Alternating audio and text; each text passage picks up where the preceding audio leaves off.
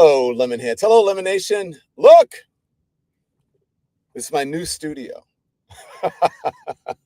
On the road. I'll tell you what I'm doing. And well, let me tell you what I'm doing now. I'm headed to California, going to Los Angeles to the Hollywood Unlocked Impact Awards. Okay. And so I will be getting an award. So that's why I will be there.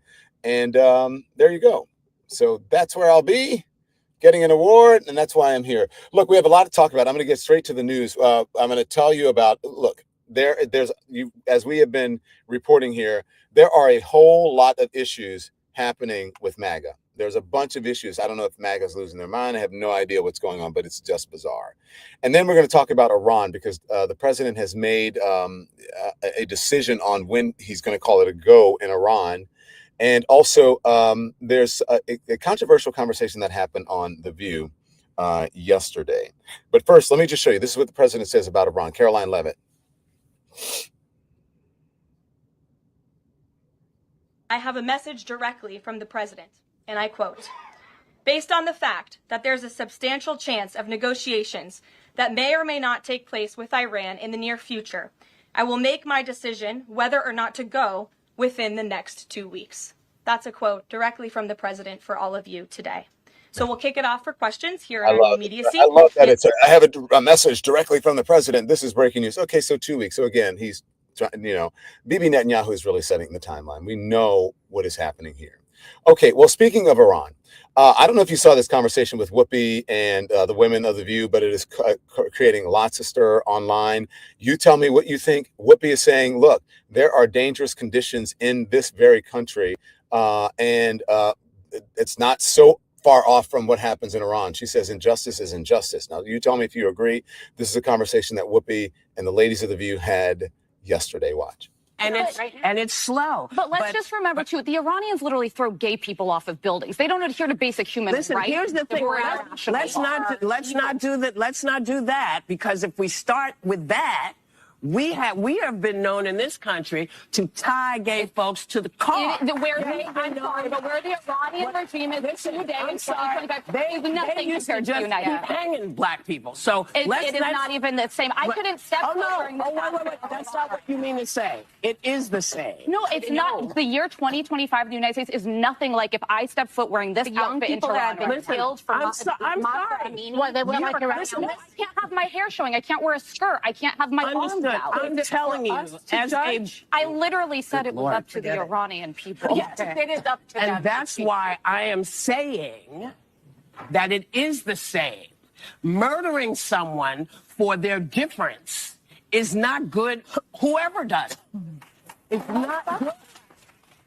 So that's why I said you weren't saying what I heard was not what you meant. I think it's very different to live in the United States in 2025 than it is to live in Iran. Not if you're black. Not for everybody. Not if you're black. Guys, don't go to Iran.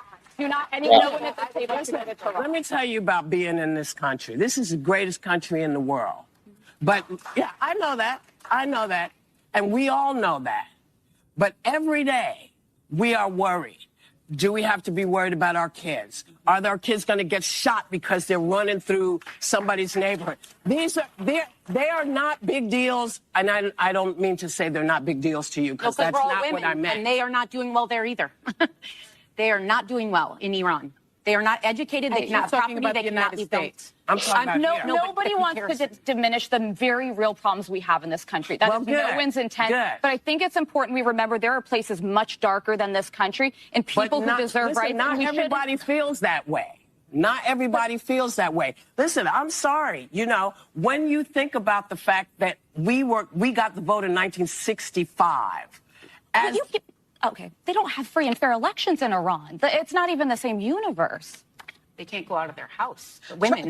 You know what? There's no way I can make you understand. Let me try something. It's like try to reverse roles with a black person in this country, let's say, because I think that's what you're talking about. Yes. Just try to understand from their point of view. From that point of view, this country does not do them well. Does not go for them. I completely acknowledge that.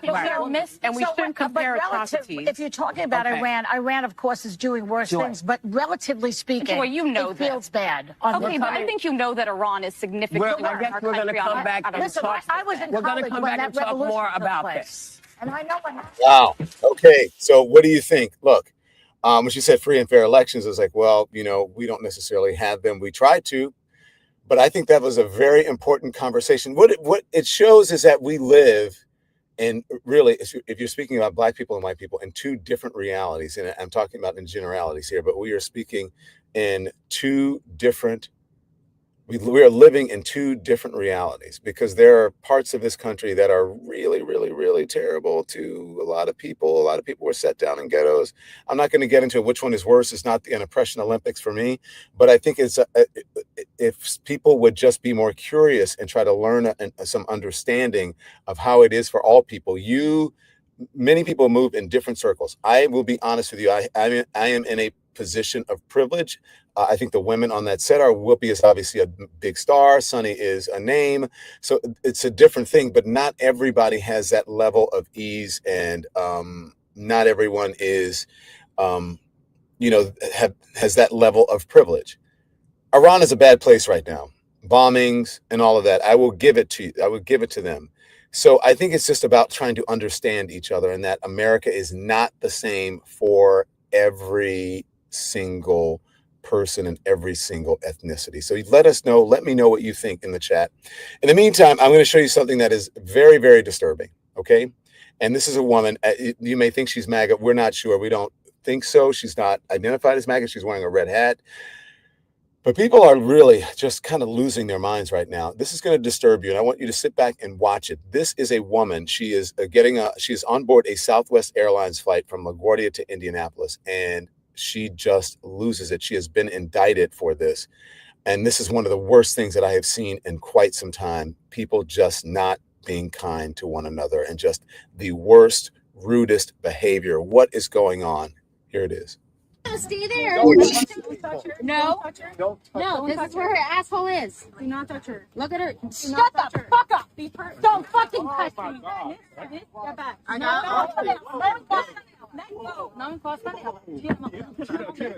go. Let go. Let go. Let go for him. You cannot do that. Let go. Let go for him. I'm not. Andre. I'm not even touching your hair, bitch. Andre, you need the police right now. You need to let go right now. You need those 911. You need to let go. 911. You need to let go right now. Let go for hair right now. No. Yeah, I'm sorry. I didn't want to sit next to a fucking fat lady. Let go over here. You need to let go. Let go over here. You guys are already past the point of no return. You're already past the point of no over here. Let go for hair, miss. Y'all see me. You know what's going on. It's just retarded. Yeah, put me on the ground. Put me on the ground. Look at this fat lady.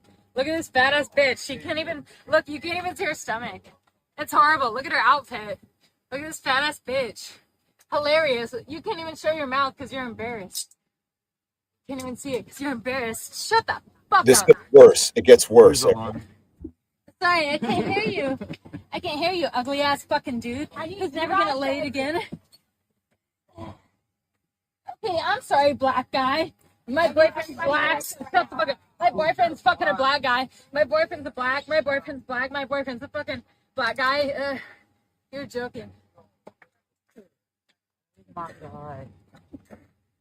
We're not doing all that. Shut the fuck up. Shut the fuck up. She's spitting on the woman. Just spat on her. Shut the fuck up. Shut the fuck up. She just spat on her. Shut the fuck up.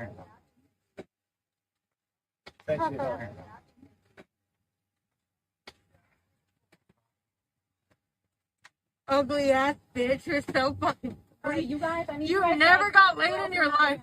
Your boyfriend's dick is like 2 inches big. That's embarrassing. I'm so sorry about your boyfriend. That's horrible. That's horrible. Okay, Andy, just lower the volume a little bit, because I want people to still see it as you can just lower the volume.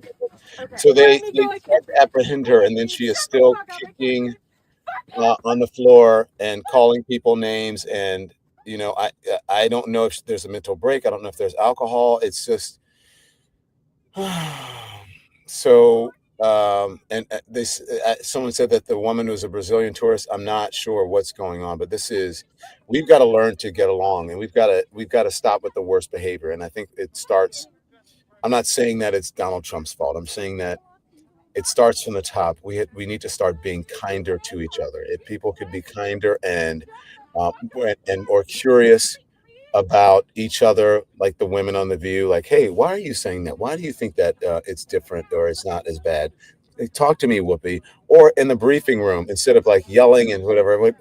I'm trying to understand your question, so please go ahead, follow up.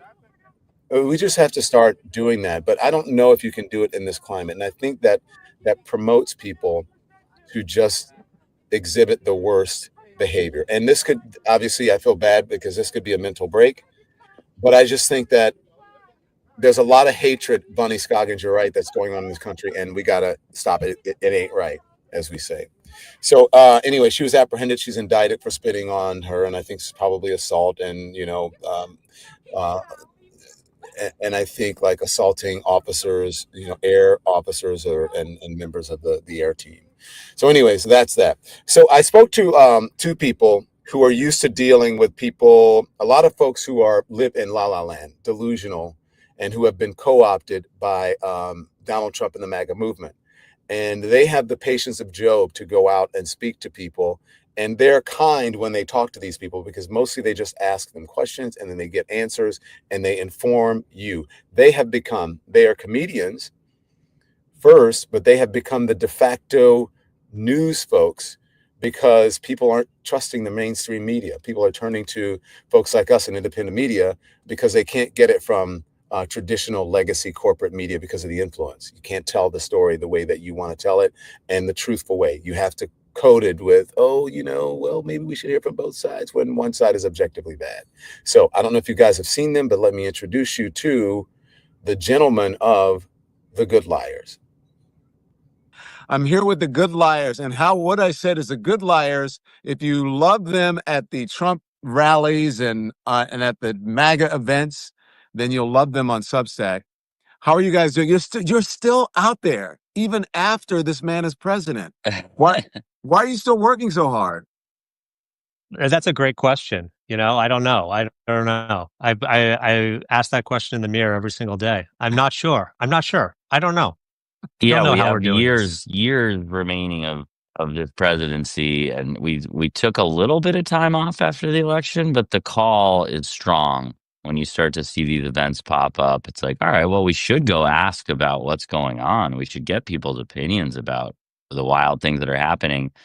And before you know it, you're booking flights and you're on the way. So that's been our experience in the last few months. So where do you go now? There's still Trump events. There's not like official rallies like during the campaign, right? Well, he had his 100 days rally in Michigan, and we made our way to that. And obviously, he had his big sad birthday parade last weekend. We went to that, which was an experience to say the least. But there are still events. He's not doing the campaign rallies, which I think we're grateful for, because after a while you're like, it's like we kind of became part of the ecosystem there. We'd see the same people all the time and be like, hey, how you doing? Hey, what's going on? Front Row Joes. They're like, we're part Were of they on to you? Does it matter if they're on to you? By the way, we did see you out there. Jim Acosta, Joy Reid, and I we covered the protest, not necessarily the parade, the big, oh my God, how awful was that? It was awful. The whole thing was awful. It was sad. It was more sad than awful. Just there was not a lot of people there. We were there, and you're expecting, at the very least, some sort of spectacle, which just never really materialized. It was like a lot of people kind of waiting, anticipating, and it was just, tank, a few people, tank, a few people, tank. And 45 minutes in, people started just drifting toward the exit. So it was like a lot of Trump rallies, to be honest. A lot of buildup, but no delivery. Wow, so much to unpack there. So you guys were there. So the empty bleachers that we saw, or grandstands or whatever, that was all real, right? And they're saying 250,000 people there. Is that a lie? Like the largest inauguration rally? That is a lie. Yeah, we could Sean Spicer it right now and be like, it was the Right. largest military parade, period. But we're not going to do that. We kind of knew it was not going to be huge when we got there, because a lot of times at Trump rallies, like Trump brings a crowd, but the crowd that he brings a lot of times are the same like 800 people who like go along like it's the Grateful Dead, and they go to every single Trump rally. They make the trek and they go there and they sit in the front row and they're always cheering. And those are some of the same people we would always see. And they at get these a little rallies. messed up too on various substances. It seems like a lot of them are drinking in the parking lot. It is very Grateful Dead like. They're really. But the problem, I don't know committed. that the people drinking are like the front row Joes. I think that's like the local. You're right. You think those are the people taking it a little less seriously. Got it. Yeah. Okay. So we got there at like noon. The doors were opening at 2. And we figured there'd be a huge line at the main entrance, and there was literally no one there waiting. So we were like, that's a little odd. We thought there would be there's supposed to be 250,000 people according to Trump and his people, and there was just no one there waiting, literally no one there waiting at the main entrance. We're like, okay. And then when we went inside after the doors opened, it just seems small. There was like, it's a big, huge space, and there were like a lot of people there, more than an average Saturday, but it was not filled up. It was not like the Women's March in 2016 when, there were like hundreds of thousands of people there. It seemed like a lot smaller. Not to mention the 5 million people around the country who were marching in cities and towns and municipalities and whatever. So, you guys know Jolly Good Ginger, right? Yeah. So Jolly's out there interviewing people. He was on with me, and I thought about going down to Washington D.C. and I have not gone to a Trump rally in a long, long time because I feel like I'd be a target. But the interesting thing is when I run into those people on the street, they all want to get selfies with me.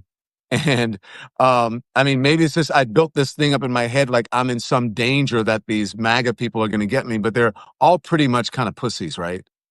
Well, we've like, sorry. Well, no, we've been tried to get to the bottom of this before because we've had a very similar situation where it's like, hey, I see it's those guys. Like, oh no, someone's gonna be upset with us. Hey, can I get a picture? There's like something very powerful, I guess, where if you've seen someone on your television or on your social media feed, you just want a picture with them. And so, love you or hate you, the interactions tend to be like positive. People just want to say, oh, I saw this guy. And maybe you fill a void of some evil character in their fake news world or something. But to them, if they see you in person, it's very exciting and they want to get a picture with you. And that's usually the case, which was a surprise to us to learn over the years. And we thought we used to be like, oh, this is nice. Like comedy brings everyone together. This is kind of a beautiful thing. Like that people would want a picture with us or whatever. And we talked about somebody else who, has, more eyes on him than us. But he was saying that he was like, yeah, that's what got us into this place. Like the MAGA people were so obsessed with Trump because he was this celebrity, this person they saw on TV. And it's like the power of celebrity for them, not like the power of believing in the same thing they're believing in. It's like the power of celebrity more than anything. And that's what got us into this whole mess in the first place. Long story short, you got to go. You got to go. You got to go. You got to go. Come. It'll be fun. I will. You guys, only if you escort me, and then there'll be 3 targets, and so at least they'll get one of us. I'll just shove you right into them if there's an angry mob. It'll be perfect. It'll work out for both of us. You guys like finish each other's sentences. It's weird. I guess you've been together for so long. It's like a routine. It's like Rowan and Martin. Too long. Yeah, I think that's safe to say too long. Yeah. So look, I think you're right. It's weird because I'll go somewhere with my husband. I'm married to a man. And, like a wedding, or we'll go out to a bar, we do something, and there'll be like a bunch of MAGA, these dudes there. There's like Joe Rogan MAGA dudes. And I'm always like, oh boy, here we go. And then inevitably they want to take a picture. They want to buy me a beer. They will not leave me alone. And my husband is like, what is going on here? Like, do I need to like be worried that you're going to end up with this guy at home? But it's usually I have to like push them away because I don't know what it is. There's something really bizarre, and I think it's the same sort of mentality that draws them to Donald Trump, because I believe there is an eroticism that they have about Donald Trump, an erotic attraction. I really do. I know that sounds crazy, but expand on that, please. Yeah, tell us more. We got to talk to these people about this. I think Donald Trump is explored.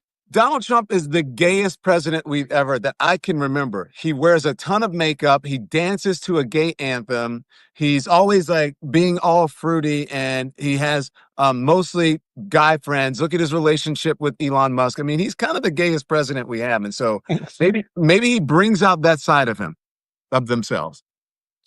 That's funny, because we talked to Trump supporters at one point about, like, would you support like children being able to see a man dressed in makeup with fake hair who's dancing on stage to the Village People?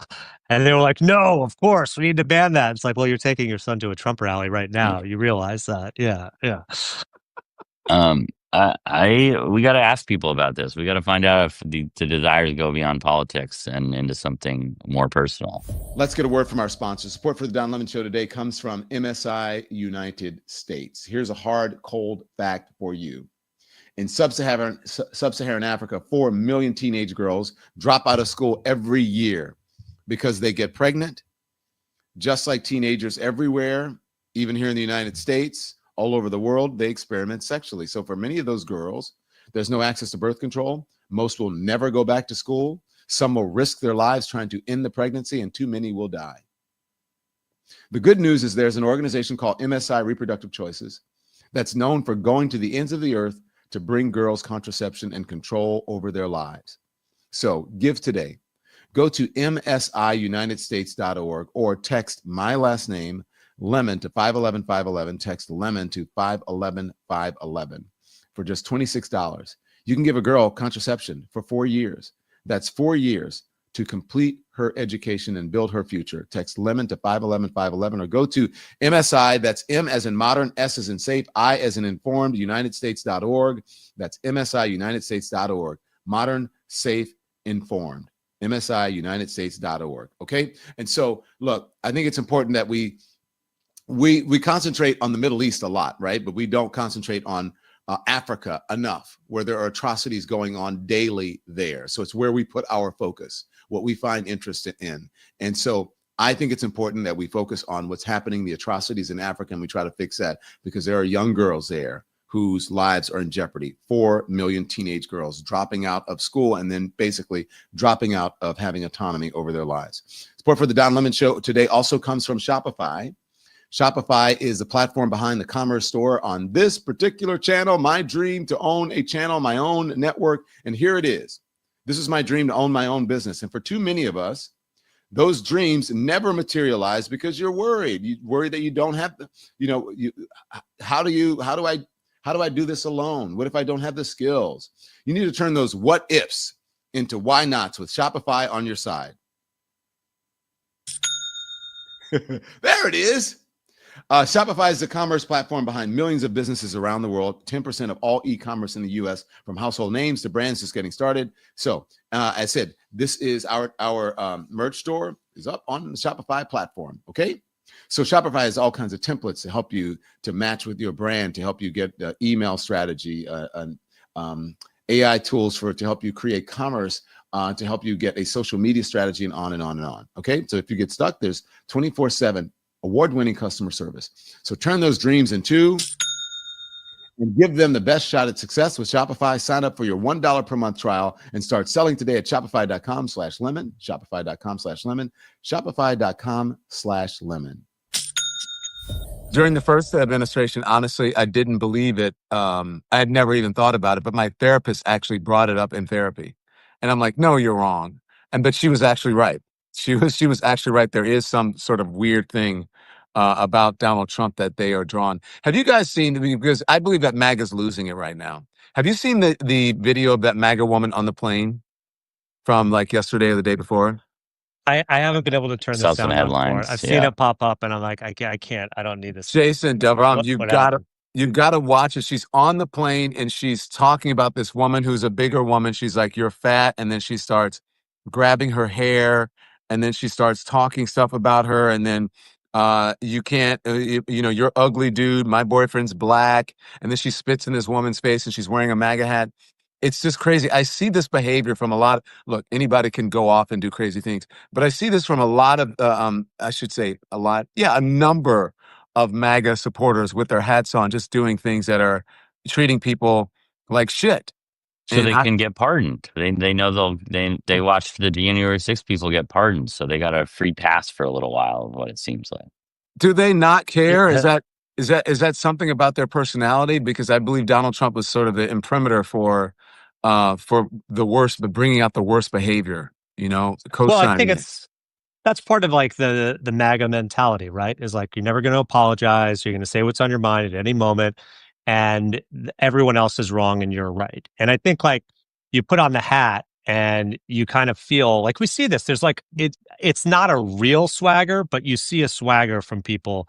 I would say especially men at the Trump rallies who are like, I can say whatever I want. Doesn't this piss you off? I'm so happy. The only goal of me wearing this is pissing you off. And it's not like there's an actual policy goal with it. It's more just like, fuck you. I can do whatever I want. Here I'm wearing this. And I've had to be quiet for too long, and now I don't. It's like a built up anger that I think gets to be released. The valve has like opened, at least for now. Oh, the racist valve. I can be racist again. I can say the R word. This window, tight window. I better get it all in. Oh my gosh. So you're saying the MAGA hat is like a cape. It's like Superman's cape. It gives them a made in China special power. Superman cape. Yeah. Yeah. And also it's like that, the Curb episode where like Larry puts on the MAGA hat and like he can do whatever he wants, like there's like truth to that. Like people think like you put this on, especially when you're at a Trump rally and you think you're talking to somebody, you're talking to somebody with a microphone, the fake news. You're going to be like, I can say whatever I want and there's nothing you can do about it.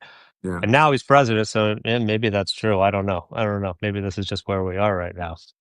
I find the MAGA hat is like a not so secret handshake, or when black people see each other in public and they're like the only black people, and they'll go like, So I think like the MAGA hat is kind of like a right. the wink, but a not so subtle wink of that. Yeah. We used to like do more character stuff, and we would sometimes pretend we were part of the crowd, and this was before all the fake news stuff. Now we're like, oh, we don't want to mislead anybody, so let's just be us and go to these rallies. But I still have the MAGA hat smashed in the sleeve of my suitcase as a reminder of those days. So I see it every time we go on a trip. I'm like, oh, there it is, the trusty. Or maybe you're like, maybe I'll need this. Maybe I'll need this. I'll have to take a hard right turn at some point and cash in. Is that? It must be his tape, Jason, as well. It's DeBron's tape. He has it. Did I just reveal too much? Is this live? Is this live? Do you guys have you ever been assaulted or anything, or it felt like you were in danger when you were at one of these rallies? January 6th Jason got rough. Punched in the stomach by a Tom Steyer supporter. Oh yeah, Tom Steyer of all people, of all things. But we got the feeling he might have been there for the free food afterwards. Seemed a little rough around the edges. But we did a really silly prank, really having nothing to do with what was going on. I told the crowd that Tom Steyer had run over me with his car in the parking lot, and then I needed a lawyer and was going to sue. And so I walk in all disheveled, and then Jason stands up and he starts doing a lawyer commercial. Has this ever happened to you? And it was so bizarre. No one knows what's going on. It's like it was weird for everyone in the room. And then Jason walks up to Tom Steyer and he's like, for $1 million, we can make this go away right now. Let's make a deal. Here. I'm a lawyer. And then a guy just walks up and just takes a swing at Jason's stomach. And that was like one of the most obvious attempts at hurting us, I think, but in the most unlikely of places. Other than that, January 6th, which is what Jason was talking about. January 6th was definitely actually scary, and we were very much outnumbered, and people saw our microphones and started, screaming fake news at us, and other people's equipment were being destroyed nearby. Actual, news stations with their, all their equipment being smashed and everything, and we were right in the middle of it and being accused of being part of it. So definitely have had the close calls. Well, you guys just stepped into it that day, really. I mean, what was going through your head when that happened? Well, I think we anticipated there'd be violence just because we just thought there would be like skirmishes with like protesters and the MAGA people and the counter protesters and all that. We didn't think there was going to be a storming of the Capitol, and we kind of made the decision after Trump's speaking, when he's speaking, we were going to get out of there because we figured it was going to be a riled up crowd and they might like turn that violence and that energy towards us. So we started driving out of DC, and when we're driving, we see people going like across the mall to the Capitol. And we were like, I guess we got to see what's going to happen here. So we get out and we go to the backside of the Capitol where there's all these militias and MAGA supporters like beating the crap out of cops with their flags. Like we walk into it right there. We show up and we're like, we're far enough away that you almost can't believe what you're seeing. It's like, wow, there are very few police officers here. The crowd is starting to get big. And then as you walk closer, you realize there's like poles being swung and like there's a battle over the perimeters happening. Like you wouldn't really track that when you first walk up, and then it's like, oh wow, that kind of looks out of control. Surely the line will. Then we see the people like a Braveheart scream, and they storm the Capitol, pushing all the cops aside, and they're like waving flags on like at the top of the steps. We were like, I can't believe we're witnessing this. And there's a video of me filming it, and I'd say, oh my God, they're storming the Capitol. Like just saying what I'm seeing, which is storming the Capitol. Like, I don't think anyone was thinking about like storming buildings. It's like, oh my gosh, they're storming the Capitol right now. And then watching them break in through the windows. And we were like, this is absolutely crazy. And we didn't know if people were like dying inside. We didn't know what was happening, and we didn't have cell phone service. So we were just like, I hope everyone's okay right now, but people very well could be dying because they just like looked like they were trying to kill these cops in front of us. Did you guys have to turn over any of your material to the No, surprisingly, like we didn't take as much footage as we should have while it was happening because we were in utter shock. We did take a little bit, and we did film a lot the morning leading up to it. Guys, if I were your producer, I'd be like, "You're fired." If I was Donald Trump, you're fired. Well, we should add a producer there. If we had a producer. It was the two of us. It was just there should have been a producer there. That's us. That's us. But we had a bunch of footage from the day leading up and everything, and a couple of people that I think were on the wanted lists, but nobody ever reached out to us to ask. So we were ready. Well, you could have helped out, but it wouldn't have mattered because they all got pardoned anyway. Yeah. They would have been all for naught. They got pardoned. Do you guys ever learn anything from, because you're always teaching these people, you're always catching them, and I laugh because I often think the same things that you're thinking, and I do man on the streets. I don't really do MAGA rallies, and so I just let people talk, and then I'll sort of try to give them a little bit information subtly because I want to hear what they have to say. It's about them. Do you guys ever learn anything from those folks? Have they changed your mind on anything ever? I don't know if it's changed. Well, it's interesting because in the lead up to the election, a lot of stuff you would hear was Trump supporters talking about Joe Biden, like when he was still on the ticket and even after the debate performance. They would be saying stuff, and I would kind of be like, okay, I kind of agree with you on that. Like Joe Biden is not looking good right now.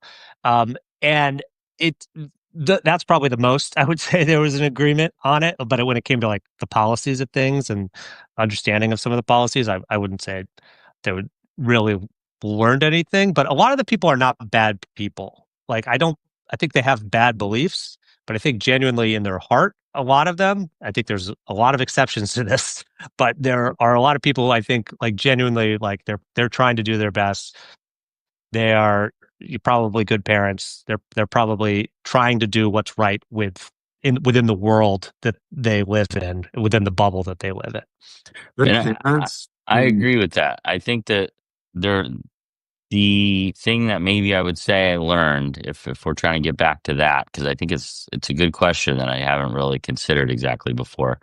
I think we learned that the enthusiasm was real and that it wasn't like that it was genuine, that it was coming from somewhere deep, and that we felt that Donald Trump was going to win this election well before the election happened. I would say it was kind of a collective lesson from all of these people, how committed they were to this person and to these perceived issues. Every single person, it was the economy. And we'd say, the US has recovered better than other developed countries. I don't care. The economy, immigration, all these things that, the unwavering belief, I think, across the board was a learning experience for us. And we felt that he was going to win. And when we were at the DNC, no one else seemed to feel that way. And I started to feel like I was taking crazy pills here. Like, am I the only one who's seeing this? But anyway, we ended up being right. And I would say that was a big learning experience from all our time on the road. What do you guys do? I don't want to. What happens when there's no Trump anymore? At least, I mean, I'll be happy. I'll be so happy. Celebrate. Throw a little party. I would be. It would be so great to be able to be making fun of the policies of President Harris right now. Like, that would have been a great thing.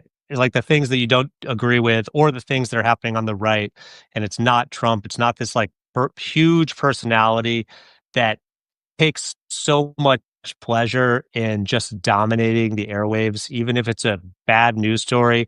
I genuinely think he's just happy if people are talking about him, and he either found a magic lamp or sold his soul to the devil. He did something where he was like, I want everyone to talk about me all the time. And that wish came true, because I genuinely, that's part of it. It's like, even just talking about Trump, you are giving in to Trump, because Trump, it just wants to dominate everything all the time. So I would be very happy to be, making fun of lobbyists and billionaires and drug companies and people profiting off of all of us and taking our data. And there's so many bad guys out there. We don't need him. It's been 10 years. I guess, what was it, a day or two ago? 10 years since he came down the escalator. This is been long enough. Enough. I did I think 6 or 8 interviews with Donald Trump, and he would bring his own poll numbers to the interviews, and he was like, he would bring those to the rallies too. You're fair. His own numbers. I don't like CNN, but you're fair. You're a good guy. And then when I had to really, once he became the nominee, and I had to start really questioning him, no more interviews, Don Lemon, none. Oh, really? No. And I mean, he hated CNN back then. He wouldn't do it. Do you guys ever run across any buyer's remorse or Trump remorse at these things from any of the Trump folks you speak to? No, because they're there. They're the ones who are still on board. I would imagine in a very small sliver of the population there is that buyer's remorse. I would imagine with all of these deportations, especially someone whose business has been destroyed or their friends have been taken from them. One guy I talked to at the NRA convention this year said he loved with all his heart the 3 roommates he has who are all undocumented. And I asked him if they were, taken away in the middle of the night without due process, how he would feel about that. And he'd say, well, they knew what they were getting, the risk they were taking. It's like, wow, these are your best friends. I would imagine if that actually happened, he would have some buyer's remorse. So I know these people exist, but we don't run into them at these events. Support for the Don Lemon Show today comes from BetterHelp, Better H-E-L-P. And this is because we're dealing with a lot of things, right? In this world, all of us, men, women, children, all of us, we live in a world that's topsy-turvy, upside down. Look at what we're reporting on. And so people are dealing with things. I like to take the stigma off of mental health. You can get help. So June just so happens to be is Men's Mental Health Awareness Month. Men today face immense pressure to provide, to perform, to keep it all together. So it's no wonder that 6 million men in the United States suffer from depression every year, and that often goes undiagnosed. So you have to remember that everybody is going through some things. It's okay to carry things. It's okay, but sometimes you need to have your burden lifted by speaking to someone, and that can often help. Okay. And therapy should be accessible. It should be affordable. And that's what BetterHelp does, especially going into in-person therapy. This makes it more accessible, more affordable. They have served more than 5 million people worldwide with more than 35,000 licensed professionals, and you can switch therapists at any time. As the largest online therapy provider in the world, BetterHelp can provide access to mental health professionals with a diverse variety of expertise. So talk it out, everyone, with BetterHelp. You guys know Every week, therapy for me. Hello, Mr. Therapist. I would tell you his name, but it's first, it's private. Hello, how are you? I'm okay. And then we just start talking about whatever. And then he says, well, how do you feel that way? And I go, oh boy, here we go. I have a very good therapist. So talk it out with BetterHelp. Our listeners get 10% off of their first month with betterhelp.com/Don Lemon, betterhelp.com/Don Lemon.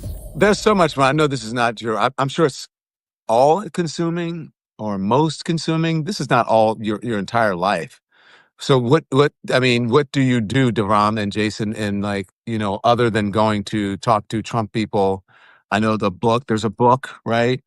Well, we don't know about that yet. There's a podcast for sure. For sure. But that's still about him. But I want to hear about the podcast, and I want to hear what else. What do you do? The podcast, it is about him, but we're also going to be talking to people from the world of politics, but also comedy, entertainment, and things like that. It's going to be more of a variety. We don't much want wider Trump net than these interviews that we do to control, and we both came from the comedy scene. We came from, sketch and improv here in New York City. So it's very interesting, the twists and turns that we've taken to get here, where now we are in politics, going to all these events, going to several historical moments in the last few years. We're this is not how we pictured things going, but we're also writers and comedians, and we do live shows and things like that as well. Yeah, and Substack. We want to. No, not to just to piggyback off of what Jason's saying a little bit. We're getting going on Substack here, which we want to write more. We want to write about our experiences, have another way of recording what we do, put it out here on Substack for people to enjoy. But to be honest, this is a big part of our lives. This is politics, and whenever the next conservative event is, that is kind of the calendar by which we're living our lives, at least for now. Although we'd happily pivot. Just a couple things before I forget, because I don't get any sleep anymore being an independent journalist. One, if you were you in Butler, Pennsylvania? We were. We left an hour and a half before the shooting, but that was it was affecting for us, because we were we got out, we were eating dinner, and we saw the news that somebody had tried to shoot Trump, and then other people were shot and people died, and it was a very weird experience, because we were just interviewing people. We were there, we were noticing kind of how wide open it was while we were there, and there were all these little sheds. We even all commented on all these little buildings, these little side ways. It was didn't feel like a secure area, as secure as some of the other ones were, and we would go be in these alleyways between these buildings to change our batteries for our microphones and stuff. And it was there's really not as much security around here as there should. We even commented on that. It was odd. And then interviewed people, and then as is usually our policy, before Donald Trump starts speaking, because you can't really get any good audio after that anyway. And we've heard these speeches so many damn times before, and they're all boring. the same. He's boring. Yeah, yes. It's boring. It's boring. So we got out of there, and then we found out what happened, and it's the footage. We obviously haven't put any of it out. It's really bizarre to see that area. And when you do you ever wonder if something weird happened with the election, when you see the crowds from the big busted birthday and from the crowds that show up and then start leaving early at the Trump rallies? Because I see people saying, I saw people writing and saying out on the street that something's got to be off. If you look at that parade, he did not win all the swing states. Does it ever make you think about that in comparison? You went to Kamala rallies too, right? Yeah, and no. I haven't had those questions. DeVrom kind of hit the nail on the head there, is that we had a feeling Trump was going to win. And it's not just being we've got this feeling and we're going to all these Trump events. It's being in Ubers, it's talking to people at bars and restaurants in all these swing states. After the DNC, we took an Uber and we were talking about, our next moves, what we're going to do, some big projects we're working on. And the Uber driver, who was a woman in her 30s, was are you guys talking about politics? And she was can I tell you how I feel? We were sure. This is in Chicago. Sure. She was I voted for Biden. I voted for Obama 2 times. I'm voting for Trump this year. Yeah. And she's like, I'm pro-choice, but I think Trump is what we need for as a country right now. And that was a moment where I was like, okay, there is a bubble that people are living in. Yeah. I don't like if somebody, it's the same thing like talking to people about the 2020 election, Trump supporters. It's like, okay, show me don't give me a Mike Lindell answer. Show me some sort of evidence, and then maybe there could be a discussion about this. So the answer is no. I from everything I've seen, I don't think that that's true, that there was a stolen election.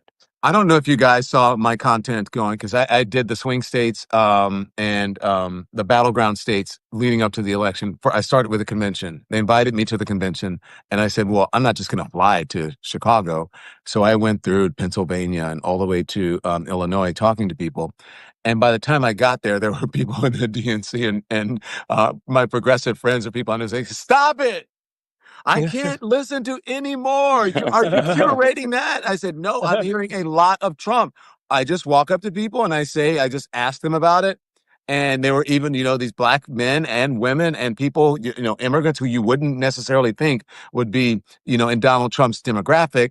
And they would say that they are voting for Donald Trump. Some of them would say they didn't think a woman would be president. Some of them would say that, he gave me a stimulus check, and on and on and on. And so now people say this was the first indication that gave me the idea that Donald Trump would possibly win. And look, you guys are out there. You got to get out there and talk to the people, because that's how you learn. Otherwise, you're just living in a bubble and you're an anchor. Also, go on. You got to listen. No, but the poll numbers. I mean, the poll numbers were like Biden's White House, like, was historically, the poll numbers were low. He was a very, very unpopular president. The person that was picked to go was Harris, who was part of the White House. She was going to have a hard time distancing herself from a very unpopular president. And if you looked at Trump over the last 2 elections, he's overperformed his polls. He always does. So, like, you looked at it was a coin flip, but to me, it's like, if it's a coin flip, that favors Trump at all goes to times. Trump. You know how I knew, guys? It favors the person who's criticizing the status quo, and that's what he's best at. Well, I kept thinking, like, okay, the country's not going to do it, and so maybe the polls are wrong. I kept thinking that, and that was probably wishful thinking, that it would be Kamala Harris. But I knew that something was up, especially when I started talking. I talked to a lot of college students, a lot of the, young bro types, Rogan, whatever you want to call them, and who was the guy that gave him the Tesla truck and the watch? Anyways. So those guys were all saying that they watched podcasts, they listened to podcasts, and they were going to vote for Donald Trump. So, yeah, I think it was out there. But here, let me ask you this, which is an interesting question for considering that I came from legacy media and you have been doing this, and people are getting their news from you now and from people now, me and independent media, and they are turning the networks off. That must be a surprising position for you to be in, because you didn't necessarily start out to be journalists, but yet now people depend on you for your content. It is a bizarre situation indeed. We got into it from the world of comedy, like Jason said, and then at some point we started getting these messages. Hey, you guys are my only connection to politics. Otherwise, it's too stressful. I need to laugh at it to engage with it. So we thought that was a good thing. That we were in some way helping people stay connected to what's going on. Yeah. But to point to what you said, now there's a whole, running from networks towards people like us. So now that's under a big, I want to say that's magnified, whatever phenomenon that is, that's magnified. Magnified. So now I'm going to get my news from these comedians who have become kind of reporter comedians. But it puts more responsibility on us, I think, to keep at it and yeah, go ahead. No, I was just going to say, like, we need the legacy media, or we need actual news organizations. We can't fact check without facts, and that's what they do. And I think it's sad to be getting away completely from the newspapers and the I don't think it's completely. It's actually I don't think it'll ever be completely. I just think that it's interesting to see sort of the decline in that, and I guess everything is just so fractured and disparate that it's affecting the networks. But I also think that people don't like the corporate influence. I know that they don't. I'm sorry to cut you off, Jason. No. I mean, I agree. I mean, that's kind of like what. Uh-oh. He's gone. He's got that bad internet again. Dude, what is that? Is that some Red Hook internet? What is going on there? Yeah, what are you doing, man? Is it a bad dream? I think he's on the new Trump mobile. Yeah. Oh, yeah. The $4.99 made in America. Never gonna work. I got right. a phone call in the middle of it. I got to talk shit about my Trump mobile phone. This is working great. It's solid gold. It's also shooting flames out of it now. I don't know what that means. Well, you didn't charge it. I paid for it with my Trump coin. Just replace it every time it runs out of battery. Oh, that's right. You don't charge it. That's right. Someone in the chat says Agent 90 number 99 says it's Elon. LOL. It's Elon. Yeah. Hey guys, you're the best. Hopefully I'll see you. I'm in New York City. I never really see you. Maybe we'll bump into each other and do. You only do Trump people. Is that correct or no? We film in New York every once in a while. Yeah, we do. Yeah, we do. So maybe we'll both bump into each other microphones first. Yeah, but it's not the first time that Jason, or the last time that Jason almost got punched in the stomach. I thought he was going to when I bumped into you at the studio. And was it Logan Paul or Jake Paul? Which one? Someone was gonna, Logan Paul. Logan Paul, yeah. Because he's the wrestler. Yeah. I'm a pro. He was coming at me, and Jason tried to save me. And I was like, you remember? Yeah. And the bomb. This is how he tried to save me. Get in there, Don. Yeah. Fight him. Take a punch. No, you actually did this. You actually did this. You got between. I don't want to make a story about how you ran away, Don. Yeah. So I think you could have taken him. I would love to see that on pay-per-view. I got to be honest. I would love, and I'm sure there's a lot of MAGA people that would love to see it too. So I think you got to do it. I'm scrappy. There's a lot of rage in here. I would not be surprised. How the wrestling world works. Each wrestler needs a manager. So I don't know. You against Logan, and then Jason and I can manage the two of you, and we'll sort this out. Yeah. All right. Well, guys, good to see you. So where do we find you on Substack? Is it on The Good Liars and then also on Devram 1, right? Is that correct? Where do we? I'm only logged into this so I can participate on this call, but it's all The Good Liars. Okay. The Good Liars, The Good Liars. The Good Liars. So make sure you follow them, become a paid subscriber or a paid member, and then you follow us as well here on the Don Lemon Show. Guys, you're great guys. It's really fun to talk to you, and best of luck. If you ever need anything, let's get together. Let me know, okay? Take care. Sweet.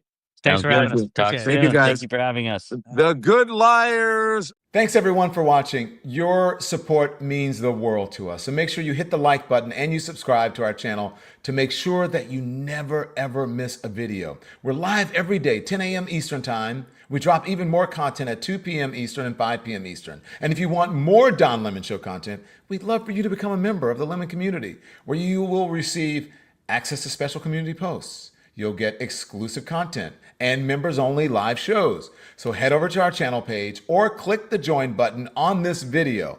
Again, thank you for watching. We appreciate your love and your support, and we will see